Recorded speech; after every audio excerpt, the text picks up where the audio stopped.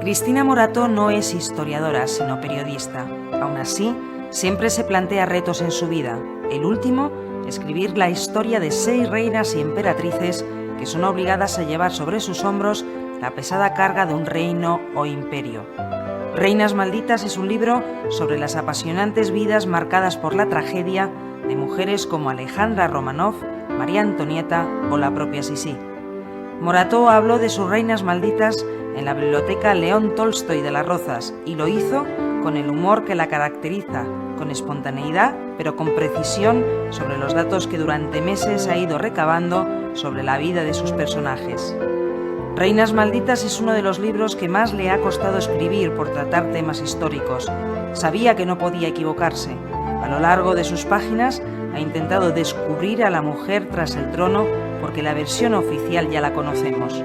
No las juzga, eso se lo deja al lector. Ha escarbado en sus diarios, en las cartas que escribían a sus madres, y de todo ello ha sacado una conclusión. La historia las ha maltratado y el cine las ha maquillado. ¿Quién nos iba a decir que la reina Victoria fue una mujer excéntrica, fogosa y original? Pero ¿por qué Cristina Morató eligió precisamente a Sisi, Catalina de Suecia, María Antonieta, Alejandra Romanov, Victoria de Inglaterra y Eugenia de Montijo? Bueno, ha sido una selección en realidad muy personal.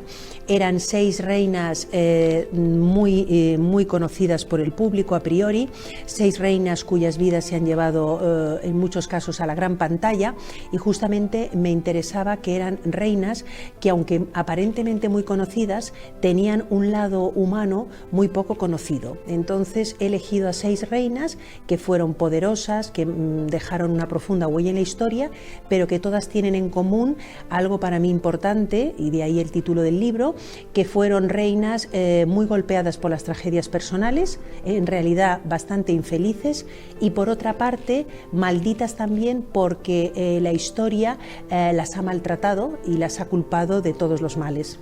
¿Por qué la historia ha maltratado tan mal a las mujeres que en un momento dado han tenido que gobernar o que han sido reinas consortes?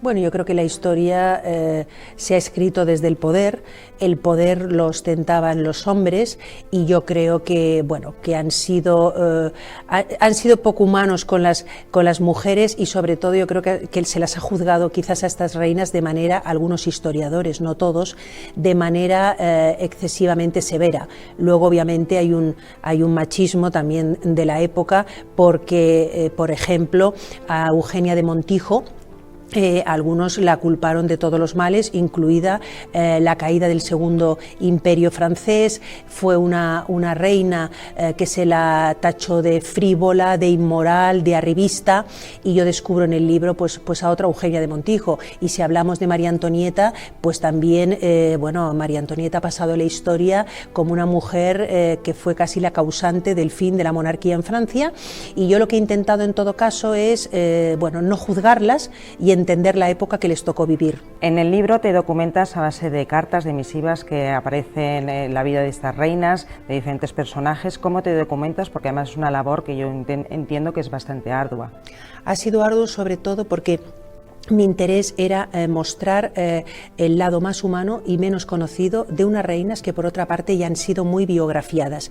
He intentado darles la voz a ellas, que ellas hablaran, que nos contaran sus miedos, sus sentimientos, y toda esta información ¿dónde está? Está en lo que ha sido la base de la investigación de este libro, en los diarios personales, en las cartas que escribieron sobre todo a sus madres desde las cortes extranjeras donde ellas se encontraban viviendo, incluso también también, y muy interesante, las memorias que escribieron sus más fieles damas de compañía. Entonces en el libro sobre todo son ellas las que hablan y lo que intento, como te he comentado, es no juzgarlas. Has hablado de madres y me ha llamado la atención la madre de María Antonieta, que le dice en un momento: han nacido para obedecer y deben aprender a hacerlo a su debido tiempo. Es tremendo, pero es la historia misma de estas reinas. Es tremendo porque estamos hablando, primero que estamos hablando de una época donde los matrimonios, el germen de tanta infelicidad ya es el matrimonio, esos matrimonios acordados. Los sentimientos no contaban para nada. En aquella época el matrimonio era un asunto de Estado, era alianzas políticas. Las jóvenes princesas no tenían nada que opinar. Se las obligaba y se las forzaba a casarse habitualmente con un desconocido. Además tenían que abandonar su país natal, sus amigos, su familia, y trasladarse a una corte extraña donde al principio eran bien recibidas. Se las consideraba, como en el caso de María Antonieta, que llegó con 15 años a la corte de Versalles, una princesa encantadora y llena de virtudes, pero luego tenían que cumplir con algo que era fundamental para una reina consorte en aquel tiempo. Tenían sobre todo que procrear, dar un heredero al trono. Y estamos hablando, imagínate, del caso de María Antonieta, que tardó 8 años en quedarse embarazada y en dar a luz no a un varón, sino a su primera hija mayor, Sofía. Tanto la vida de María Antonieta como la de Sisi, como la de Alejandra Romanov, en sus distintas cortes, fue realmente un infierno, y eso es lo que descubrirá el lector en el libro. Y sin embargo, Cristina de Suecia dice: he nacido libre, he vivido libre y moriré libre. O sea, es quizás una de las que más libre vive, o por lo menos intenta hacerlo. Es curioso porque Cristina de Suecia, que es quizás la menos conocida, estamos también hablando del siglo XVII, y estamos hablando de una mujer que en su época fue realmente muy admirada. Era una mujer cultísima, era una mujer que convirtió Estocolmo en un centro cultural de renombre, y sin embargo ella en su vida privada fue educada como un varón por su padre, el rey Gustavo Vasa, paladín del protestantismo. Fue educada realmente como un varón porque, bueno, sobre todo aprendió a montar a caballo, aprendió tiro, esgrima, pero sin embargo tenía una vasta formación académica.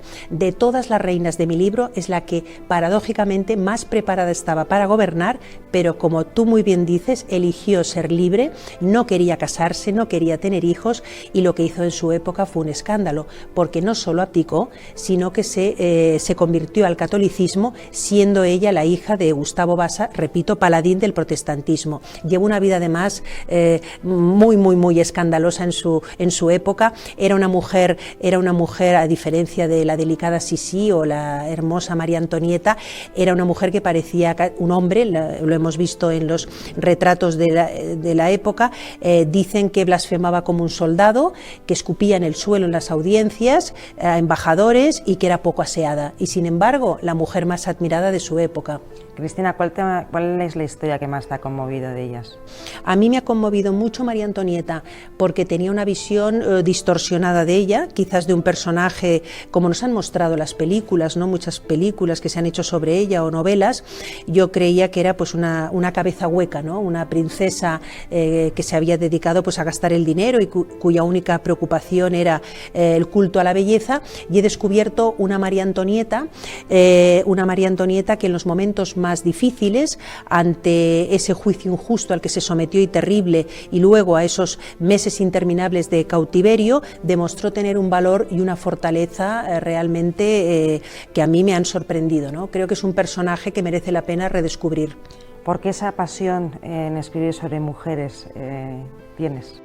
Pues ya pueden ser reinas, ya pueden ser exploradoras, viajeras. Me interesan las mujeres porque creo que siguen siendo las grandes olvidadas de la historia. Creo que merece la pena descubrir a estos personajes, porque se ha escrito mucho, pero en todo caso siempre hay algo por descubrir. En mi caso, al ser mujer, quizás mi mirada es una mirada femenina, donde, bueno, quizás me he fijado más en unos aspectos más de su vida íntima y privada, y creo que son personajes fascinantes, pero repito, hay que escribir sobre ellos y sobre todo mostrar sus luces y sus sombras, no presentarlas en el caso de las reinas como culpables de todos los males, porque también desde luego tuvieron momentos de mucho valor y de mucha grandeza. Reinas Malditas va por su 6ª edición. ¿Habrá una segunda parte de Reinas Malditas? Ya me la han pedido algunos lectores. No, yo el próximo libro estoy muy contenta con Reinas Malditas. Ahora ha salido en México, se ha publicado en distintos países latinoamericanos, pero yo no soy historiadora, yo soy una periodista que tiene muchísimo interés y me atraen sobre todo los personajes femeninos poco convencionales, porque estas reinas tampoco fueron convencionales, no fueron un jarrón, ni un mero objeto reproductor, que es lo que se esperaba de una reina en aquella época. Eran mujeres de mucha personalidad y a mí me atraen estos personajes femeninos. Y ahora el siguiente será una aventurera en la línea de Marga d'Andurain, de Cautiva en Arabia, a la que dedicaré pues, un libro que quizás a lo mejor acabe convirtiéndose en una novela, ¿no? Muchísimas gracias, Cristina, por asomarte a la ventana de Ciudad Virtual. A ti.